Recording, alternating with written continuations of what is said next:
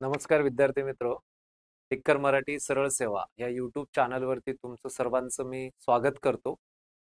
आगामी होणाऱ्या 2025 मध्ये तलाठी भरती असेल, त्याचबरोबर मुद्रांक असेल, टीईटी असेल, नगर परिषद असेल, MIDC ची परीक्षा असेल, DMER असेल व इतर सरळ सेवेच्या विविध परीक्षा होतात. आणि त्यासाठी आपण जे आतुरतेने वाट बघतात आणि आपण अभ्यासाला देखील सुरुवात केलेली आहे.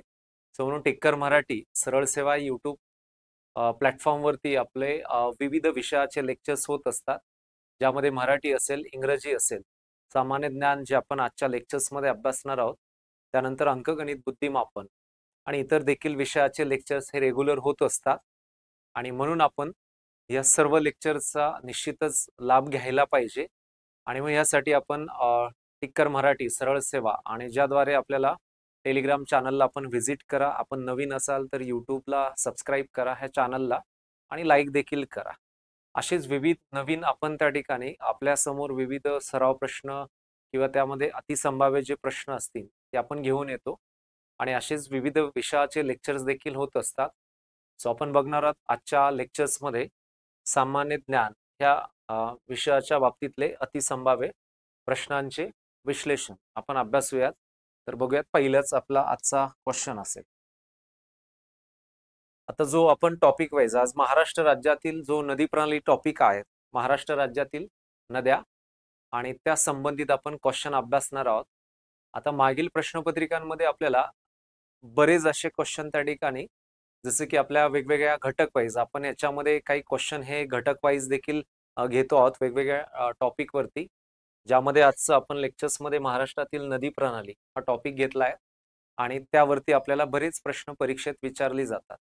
मग एखाद्या नदीचा उगम कुठून होतो हा एक प्रश्न आपल्याला येतोच. ती नदी कोणकोणत्या किती राज्यातनं वाहत जाते, त्या नदीची एकूण त्या राज्यातील लांबी असेल, त्या नदीची त्या ठिकाणी त्या राज्यातली किंवा आपल्या भारतातील किती राज्यातनं ती वाहत जाते. सो ते डिस्टन्स आपल्याला बऱ्याच वेळा विचारलं जातं. त्या नदीच्या वरती कोणतं धरण बनवलं गेलं तो देखील आपल्याला प्रश्न असतो. त्याचबरोबर त्या भागातील वन्यजीव अथवा राष्ट्रीय उद्यानांच्या वरती त्या खोऱ्यातील काही प्रश्न विचारले जातात आणि त्या नदीवरती वसलेलं शहर असेल. आणि म्हणून नदी प्रणालीवरती आतापर्यंतच्या मागील प्रश्नपत्रिकांमध्ये खूप सारे प्रश्न आपल्याला विचारलेले आहेत. म्हणून आपण ह्या सर्व टॉपिक वाईज घटक वाईज जर आपण प्रश्नावली बघितली आणि आपणही देखील विद्यार्थी मित्र असंच करा की ज्यावेळेस आपण PYQ चा अभ्यास करतो त्यावेळेस देखील आपण काही प्रश्न हे घटक वाईज देखील बघायला पाहिजे.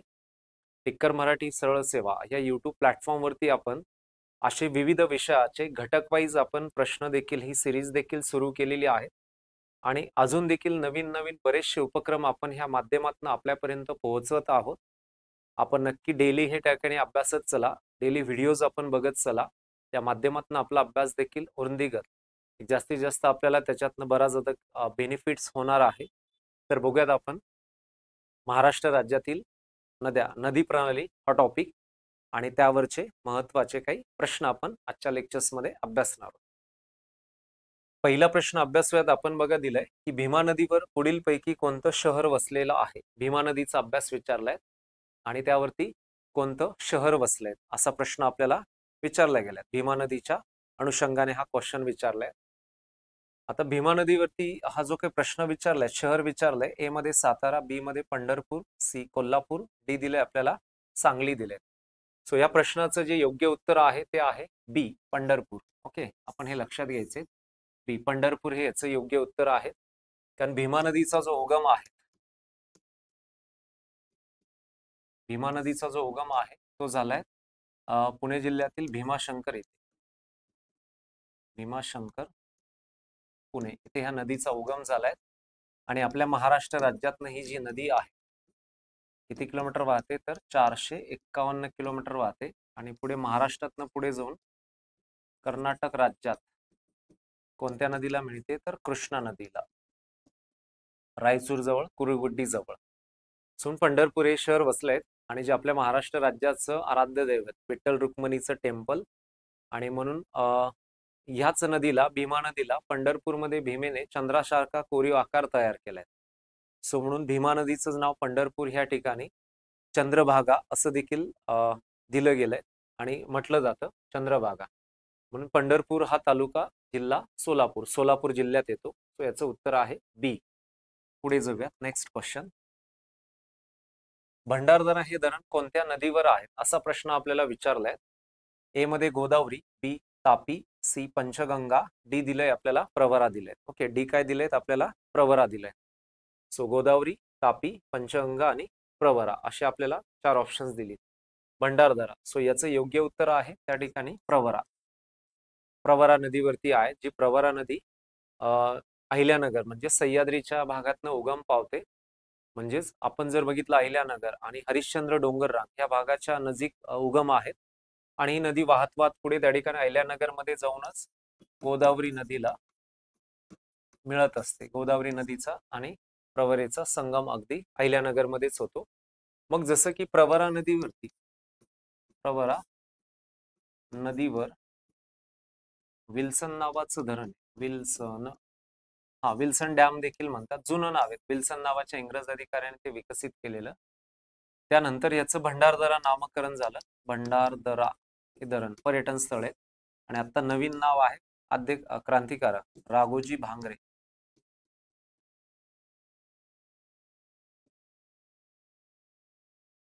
राघोजी भांगरे, आद्य क्रांतिकारक राघोजी भांगरे असं एक नाव दिलं गेलेत नवीन.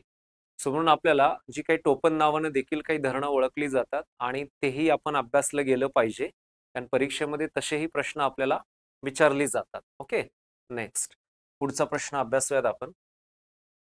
मांजरा ही कोणत्या नदीची उपनदी आहे असा प्रश्न विचारलाय आपल्याला. मांजरा नदीच्या बाबतीतला प्रश्न विचारलाय. ऑप्शन ए दिलाय बघा तापी, बी गोदावरी, सी भीमा, डी दिलंय कृष्णा. 4 नद्या दिल्यात पर्यायामध्ये आपल्याला. मांजरा ही नदी कोणाची उपनदी आहे असा क्वेश्चन आहे. याचं योग्य उत्तर आहे बी गोदावरी. ओके, आता मांजरा नदी म्हटलं तर मांजरा नावाचं पठार पण आहे, नदी पण आहे, जी आपल्याला बालाघाट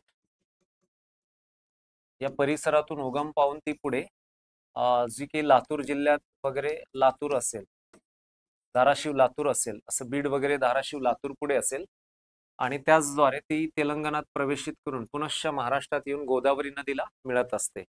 सो म्हणून मांजरा हे देखील एक पठाराचं पण नाव आहे आणि मांजरा ही उपनदी देखील आहे. कोणत्या नदीची? गोदावरीची. हे लक्षात असू द्या.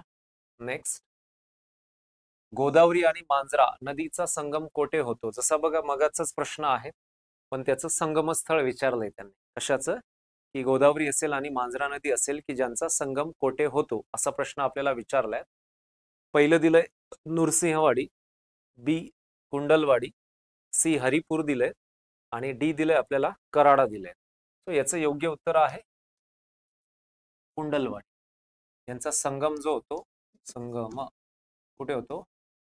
कुंडलवाडी या ठिकाणी यांचा संगम होतो. आणि ज्यानुसार हे ठिकाण नांदेडच्या जवळ येतं, म्हणजे महाराष्ट्र राज्यात, महाराष्ट्र तेलंगणा बॉर्डरवरती, जसं की आपल्या गोदावरी नदीला ही नदी जाऊन मिळत असते. कोणती? मांजरा नदी असेल. कुंडलवाडी हे त्याचं उत्तर आहे, हे आपण लक्षात घ्यायचे. सो आपल्या महाराष्ट्र राज्यातील सर्वात लांबीची नदी म्हणून गोदावरी नदीला अनेक उपनद्या, ज्या उजव्या बाजूनं आणि डाव्या किनाऱ्यानं येऊन मिळणाऱ्या अनेक नद्या आहेत. आणि म्हणून आपल्या महाराष्ट्र राज्यातलं सर्वात मोठं खोरं जर विचारलं गेलं तर गोदावरीचं आहे, की जिने महाराष्ट्राचा 49.5% भाग काय केलाय? व्यापलेला आहे. सर्वात मोठं खोरं आहे आपल्याकडचं. योग्य उत्तर बी. पुढचा प्रश्न बघूयात. भोगावती नदीवर कोणते धरण आहेत असा प्रश्न विचारलाय धरणाच्या संदर्भात. ए राधानगरी, बी दारणा, सी तानसा, डी दिलंय गंगापूर दिलंय. ओके, कोणत्या नदीवरती? तर गोदावरी नदीवरती. भोगावती नदी. इथे नदीचं नाव आहे. भोगावती नदीवर कोणते धरण? ओके, ए राधानगरी, बी दारणा, सी तानसा, डी गंगापूर. आता इथे भोगावती नदीवरचं जे धरण आहे ते आहे राधानगरी, जे कोल्हापूर जिल्ह्यात आहे. राधानगरी नावाचं धरण, ज्याचा जिल्हा आहे कोल्हापूर. ओके, राधानगरी नावाचं. आता हे धरण पण आहे आणि राधानगरी नावाचं एक वन्यजीव पण आहे, हे देखील आपण लक्षात घ्या. राजर्षी शाहू महाराजांच्या कालखंडामध्ये अशाच त्यावेळेस जलसिंचनाचं स्रोत म्हणून बऱ्याच धरणांची एक निर्मिती असेल, शेती क्षेत्रासाठी त्या धरणांचा फायदा, उद्योग व्यवसायासाठी त्या धरणांचा फायदा झालाय. म्हणून त्या कालखंडामध्ये असे बरेच सामाजिक कार्य महाराजांच्या हातून घडल्याची दिसून येत आहेत. म्हणून एकूण आपल्या महाराष्ट्र राज्यामध्ये विविध राज्यांमधल्या नद्यांच्या वरची जी धरणं असतील त्यातलाच भोगावती नदी आणि त्यावरचं जे धरण आहे प्रसिद्ध असं राधा नदी. आज कोल्हापूर जिल्हा म्हटला तर आपल्या महाराष्ट्र राज्यातील ऊसाचं प्रोडक्शन देखील बऱ्यापैकी त्यांच्याकडे जास्त होतं. दर हेक्टरी उत्पादकता कोल्हापूरमध्ये जास्त ऊस पिकत असतो आणि कोल्हापूर हे शहरच पंचगंगा नदीवरती वसलेले आहे. हे देखील आपण त्याच्यामध्ये एक ऍड पॉइंट करायचं आहे. पुढे जाऊया. पुढचा प्रश्न, महाराष्ट्र राज्यातून गोदावरी नदी किती किलोमीटर वाहते असा प्रश्न विचारलाय बघा. एकूण लांबी विचारली. आता बऱ्याच वेळा परीक्षेमध्ये आपल्याला विचारली जातात क्वेश्चन की एखाद्या नदीची एकूण लांबी असेल ती महाराष्ट्रातली असू शकते किंवा आपल्या भारतातली देखील ती असू शकते अथवा सीमित एखाद्या भागापुरतं ती असू शकते. ओके, एखाद्या प्रदेशापुरतं असू शकते. म्हणून आपल्या महाराष्ट्र राज्यातली सर्वात लांबीची नदी गोदावरीच आहेत आणि जिचं एकूण लांबी आहे 668. पर्याय सी हे योग्य आहे. एकूण लांबी महाराष्ट्रातली, एकूण लांबी महाराष्ट्र 668 किलोमीटर. भारतातली विचारली 1465 किलोमीटर असेल. ओके, सो म्हणून आपल्याला हे दोन्हीकडचं लक्षात घ्यायचंय. सो 668 हे लक्षात घेऊयात. पुढे जाऊयात. नेक्स्ट, देहू आळंदी हे शहर कोणत्या नदीवरती वसलंय असा प्रश्न विचारला गेलाय. देहू आळंदी असेल. आता हे धार्मिक स्थळ आहे. देहू आणि आळंदी असेल तर आपल्याकडचं धार्मिक स्थळ आहेत आणि त्यासाठीचं खास आपल्याला जी ऑप्शन्स दिली, इंद्रायणी असेल, बी पांझरा असेल, सी पंचगंगा आणि डी दिलंय तापी दिलंय. देहू आळंदी. सो याचं योग्य उत्तर आहे इंद्रायणी. हे धार्मिक स्थळ आहे.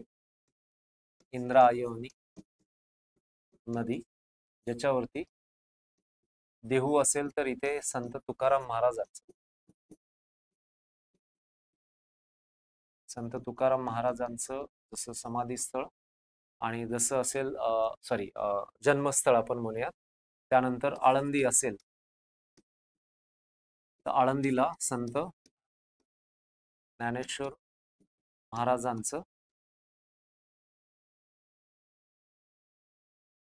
समाधी स्थळ. बऱ्याच वेळा आपल्याला जन्मस्थळ आणि समाधी स्थळावरून प्रश्न विचारले जातात. सो ही धार्मिक स्थळ आहेत आणि जिथे इंद्रायणी नदी काठावरती वसलेलं हे महत्वाचं शहर आहे देहू आणि आळंदी. ज्याचा जिल्हा आहे तो पुणे जिल्हा. पुणे जिल्ह्यातलं हे स्थान आहे. पण आपण जिल्हा देखील लक्षात घ्यावं आणि नदी आणि त्यावरचं ठिकाण असेल. पुढे जाऊयात. नर्मदा नदी महाराष्ट्रातून किती किलोमीटर प्रवास करते असा प्रश्न विचारलाय.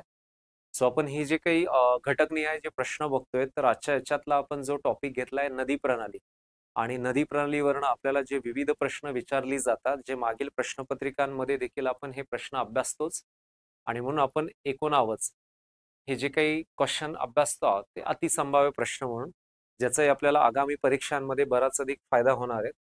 पर्याय दिलं याचं, नर्मदा नदी महाराष्ट्रातनं किती किलोमीटर प्रवास करते. ए मध्ये 30 किलोमीटर, बी 54, सी 152, डी 258. याचं योग्य उत्तर आहे विद्यार्थी मित्रांनो बी 54 किलोमीटरचा प्रवास करते. आता नर्मदा नदी जिथून निघते तर हे अमरकंटक पठार, अमरकंटक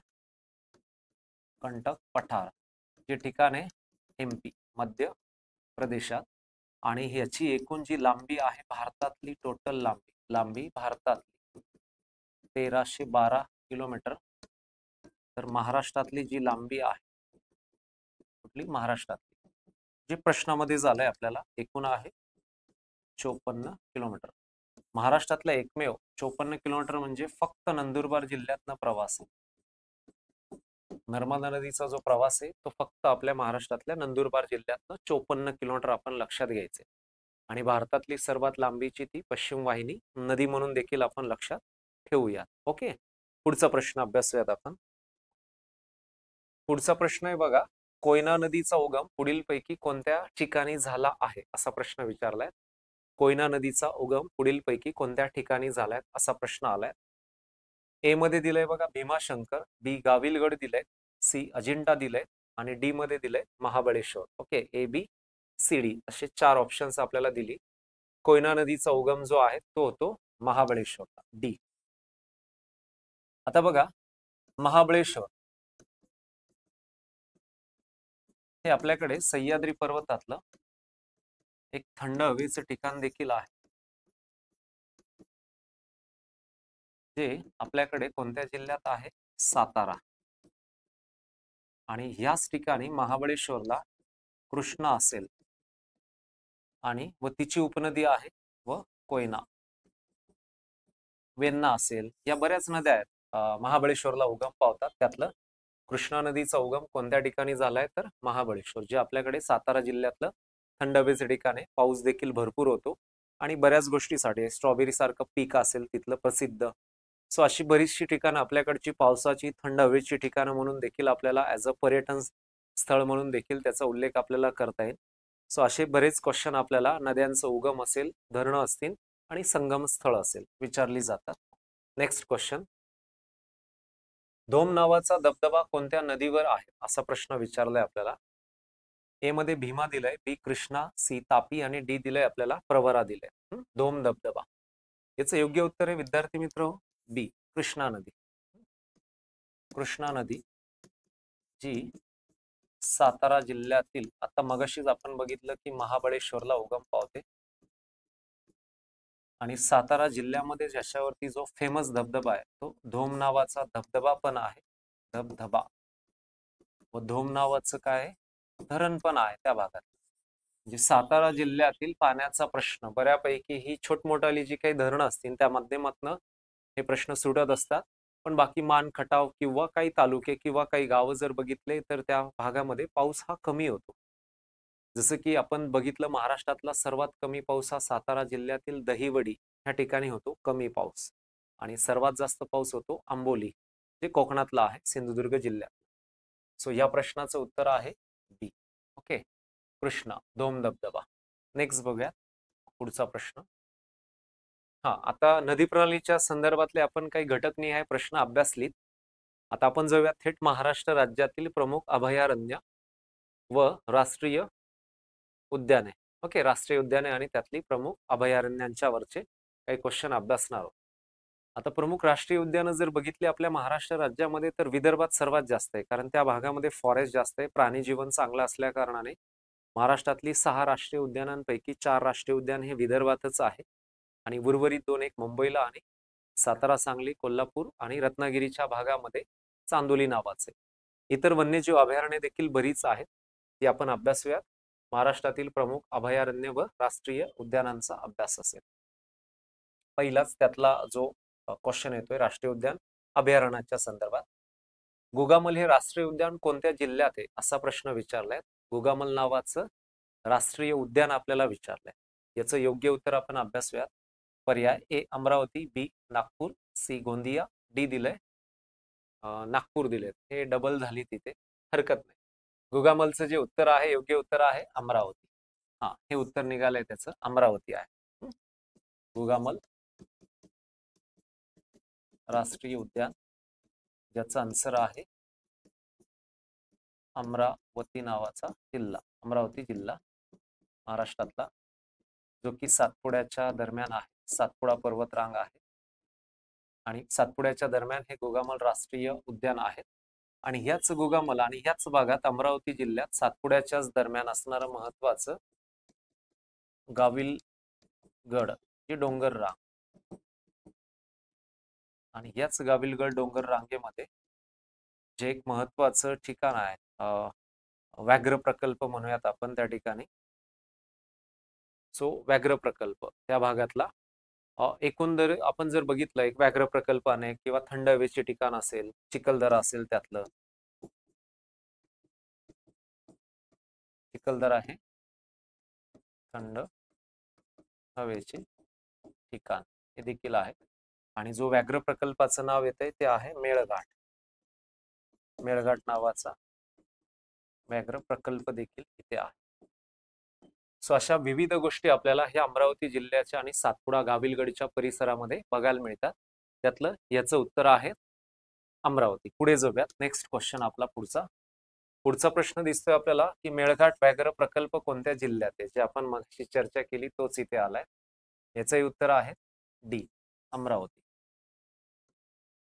मेळघाट व्याघ्र प्रकल्प याचं जे योग्य उत्तर आहे ते आहे अमरावती जिल्हा. आणि हा प्रकल्प फार जुना आहे, ज्याला नुकतीच आता 50 वर्ष देखील पूर्ण झाली. आणि अनेक प्राणी आपल्याला व्याघ्र, वनस्पती, इतर प्राणी जीवन आपल्याला बघायला मिळतं. मेळघाट एक मोठं त्या भागातलं पर्यटन स्थळ आहे. अशी अनेक व्याघ्र प्रकल्प आपल्याकडे आहेत.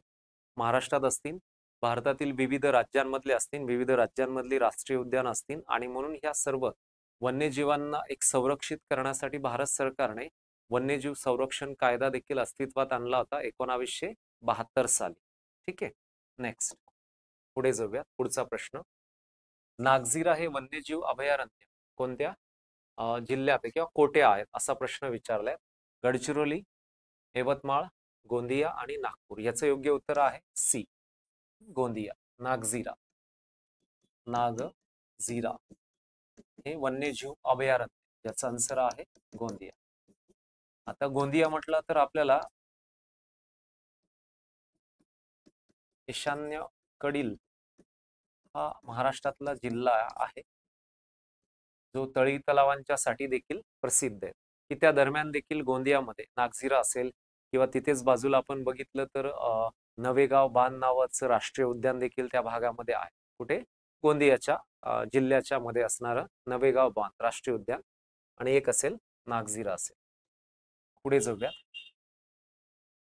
मालवण सागरी अभयारण्य कोठे आहे असा प्रश्न आपल्याला विचारलाय. ए मध्ये बघा सिंधुदुर्ग दिलाय, बी मध्ये रायगड दिलाय, आणि त्याचद्वारे आपण जर बघितलं दुसरा जो काही तिसरं जे ऑप्शन्स आपल्याला दिलंय ते दिलंय पालघर असेल आणि ठाणे असेल. मालवण तर हे सिंधुदुर्ग जिल्हा, याचं आपल्याला लक्षात घ्यायचं. सिंधुदुर्ग हे त्याचं आपल्याला उत्तर लक्षात ठेवावं लागेल, सिंधुदुर्ग. आता आपण दक्षिण कोकणाचा उल्लेख जर केला, दक्षिण कोकण, दक्षिण कोकणामध्ये 2 जिल्हे येतात, त्यातलाच हा सिंधुदुर्ग जिल्हा असेल. आणि पहिले हे सागरी आपल्याकडचं मालवण हे पहिले महाराष्ट्र राज्यातील पहिले असे सागरी अभयारण्य देखील आहे. हे देखील आपण लक्षात घ्यायचे, कारण महाराष्ट्र राज्याला लाभलेली जे काही किनारपट्टी आहे ती त्या ठिकाणी जसं की पश्चिम साईडला असेल, मग ठाणे असेल, पालघर असेल, मुंबई शहर उपनगर, खाली रायगड असेल, रत्नागिरी असेल, आणि शेवटचा सिंधुदुर्ग जिल्हा असेल. अशा ठिकाणी ही मोठ्या प्रमाणातली किनारपट्टी अटॅच आहे. पुढे जाऊया. भारताची व्याघ्र राजधानी विचारली आपल्याला, कोठे आहे असा क्वेश्चन आलाय. जे महाराष्ट्रातच आहेत. ऑप्शन मध्ये नागपूर, बी पुणे, सी अमरावती, डी दिलंय चंद्रपूर. या प्रश्नाचं योग्य उत्तर आहे विद्यार्थी मित्र नागपूर. तर नागपूर हे काय तर टायगर कॅपिटल ऑफ इंडिया.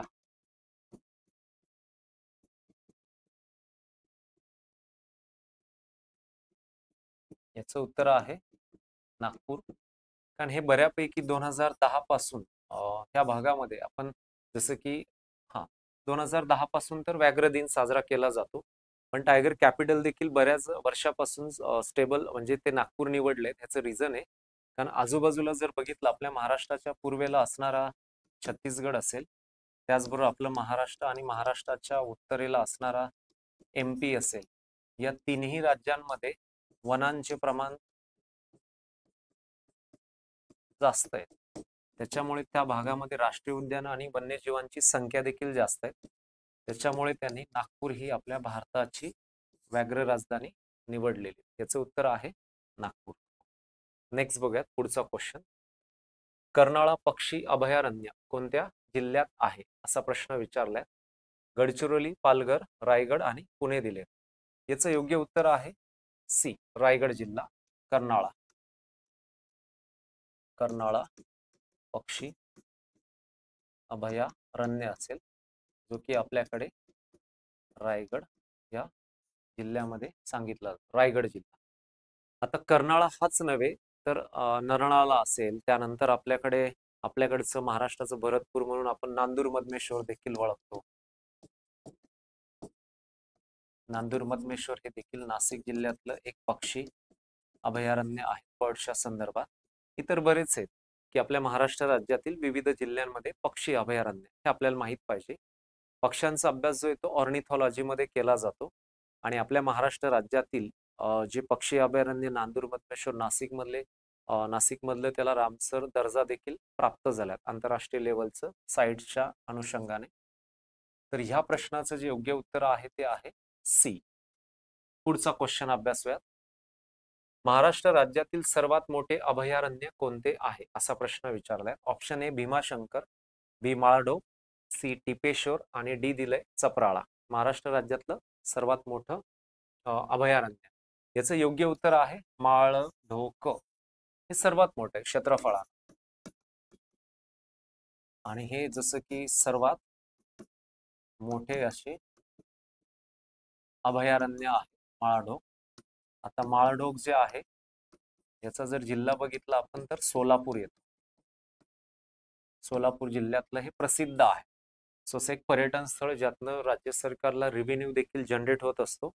तर प्रसिद्ध आहे माळढोक, हे त्यातलं आपल्याकडचं आहे मोठे अभयारण्य माळढोक. पुढचा प्रश्न अभ्यासूयात. नेक्स्ट, पेंच राष्ट्रीय उद्यानाची स्थापना कधी झाली असा प्रश्न आपल्याला विचारलाय. पेंच राष्ट्रीय उद्यान आपल्याला क्वेश्चन विचारलाय. सो बघा, आता पेंच जर म्हटलं, आपल्याकडची जी राष्ट्रीय उद्यान आहेत महाराष्ट्र राज्यातली वेगवेगळ्या जिल्ह्यातली ही आपल्याला सांगितली जातात. सो याच्यानुसार जर बघितलं आपण, पेंच राष्ट्रीय उद्यान विचारलंय जे आपल्याकडे नागपूरमध्ये.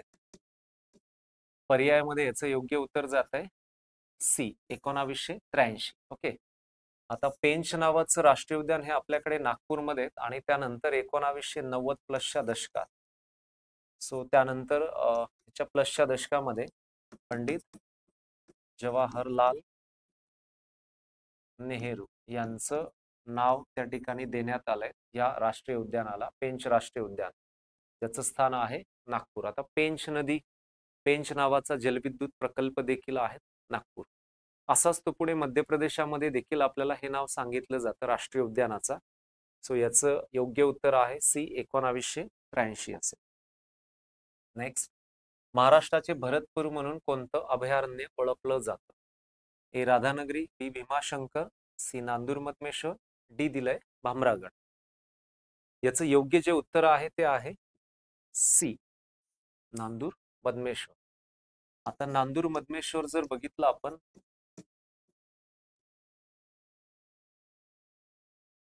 हे जे अभयारण्य आहेत आपल्याकडे महाराष्ट्रात नाशिक जिल्ह्यात गोदावरी नदीच्या ठिकाणी असणारं हे महत्वाचं आहे. हे आपल्याला नुकताच जो रामसर दर्जा प्राप्त असं पहिला रामसर दर्जा प्राप्त महाराष्ट्रातलं हे अभयारण्य आहे, ज्यालाच आपल्याला भरतपूर. आता हे महाराष्ट्राचं भरतपूर असं नामकरण जे आहे ते सलीम अली, डॉक्टर सलीम अली यांनी केलंय. जे पक्षीप्रेमी आहेत, जे आपल्याला भरतपूर हे राजस्थान मधलं ठिकाण आहे पक्ष्यांच्यासाठी, तेच नामकरण इकडे केलं गेलंय. सो त्याचं उत्तर आहे सी नांदूर मधमेश्वर. सो हे त्याचं योग्य उत्तर आहे. त्यानंतर पुढचं येत आहे, बोर व्याघ्र प्रकल्प कोणत्या जिल्ह्यात आहे बोर नावाचं? ए दिलंय अमरावती, बी नागपूर, सी चंद्रपूर आणि डी दिलंय याचं वर्धा. आता ह्या 4 ऑप्शन्स पैकी योग्य उत्तर आहे त्याचं वर्धा. वर्धा जिल्ह्यामध्ये अलीकडचा हा बोर नावाचा व्याघ्र प्रकल्प आहे. फेमस आहे अगदी, आणि हा छोटासा व्याघ्र प्रकल्प आहे, अगदी जास्त ब्रॉड नाहीये. तर त्यातला हा बोर व्याघ्र प्रकल्प आपल्या महाराष्ट्रातला वर्धा जिल्हा. आता वर्धा नदी ज्या ठिकाणी त्या भागातनं वाहते, वर्धा हा जिल्हा विदर्भातला, नागपूर प्रशासकीय विभागातला जिल्हा आहे आणि विदर्भातला जसा की. सो बऱ्यापैकी आपल्याला जे राष्ट्रीय उद्यानं, वन्यजीव अभयारण्य यांची बऱ्यापैकी उत्तरं जर बघितली तर विदर्भातलीच आहेत. म्हणजे वन्यजीव असेल, राष्ट्रीय उद्यान असेल, इतर भागात देखील वन्यजीव आणि राष्ट्रीय उद्यानांची संख्या आहे, पण सर्वात जास्त फॉरेस्ट हा विदर्भात असल्याने प्राणी जीवन देखील तिथे जास्त आहे. ओके, सो त्याच्यामुळे याचं योग्य उत्तर आहे डी वर्धा, हे आपण लक्षात ठेवायचे.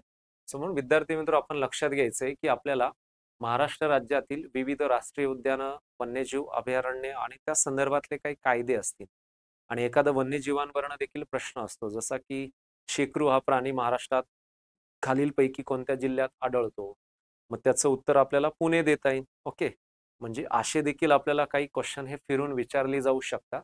सो म्हणून आपण सर्व अशा ह्या विविध प्रश्नांचा अभ्यास करा. सो म्हणून आपण नक्कीच असे विविध प्रश्न या ठिकाणी घेणार आहोत, जे अतिसंभाव्य प्रश्न आपल्याला आगामी परीक्षांमध्ये त्याचा खूप सारा फायदा होणार आहे. सो म्हणून विद्यार्थी मित्र अशा व्हिडिओज आपण ऐकत चला आणि टिक्कर मराठी सरळ सेवा यूट्यूब चॅनल आपण सबस्क्राईब देखील करा आणि लाईक देखील करा, जेणेकरून आपल्याला आगामी ज्या नवीन नवीन अशा ज्या काही लेक्चरचे व्हिडिओज आहेत ते आपल्यापर्यंत पोहोचतील. टेलिग्राम चॅनलला व्हिजिट करा, जेणेकरून त्या माध्यमातून देखील आपल्याला इतर जी लेक्चरची जी माहिती आहे ती मिळत जाईल. आणि टिक्कर मराठी सरळ सेवा टीमच्या माध्यमातून असे विविध आपण अतिसंभाव्य प्रश्नांची सिरीज या ठिकाणी घेत आहोत. मग त्यामध्ये इतर जे विषय असतील, मराठी असेल, इंग्रजी असेल, त्याचबरोबर सामान्य ज्ञान असेल, अंकगणित बुद्धिमापन असेल, असे विविध विषय ह्या ठिकाणी पूर्ण टीम तुमच्यासाठी घेऊन येते आणि त्या संदर्भात अतिसंभाव्य प्रश्नांचं विश्लेषण करत असतं. तर नक्कीच विद्यार्थी मित्र ह्या सगळ्या गोष्टींचा आपण फायदा घ्या. भेटणार आहोत आपण नेक्स्ट लेक्चरला पुनश्च इतर घटकनिहाय प्रश्नांच्या वरील अतिसंभाव्य प्रश्नांचं विश्लेषणाच्या भागामध्ये. ठीक आहे. तुम्हा सर्वांना अभ्यासासाठी खूप साऱ्या शुभेच्छा. Thank you so much. थँक्यू.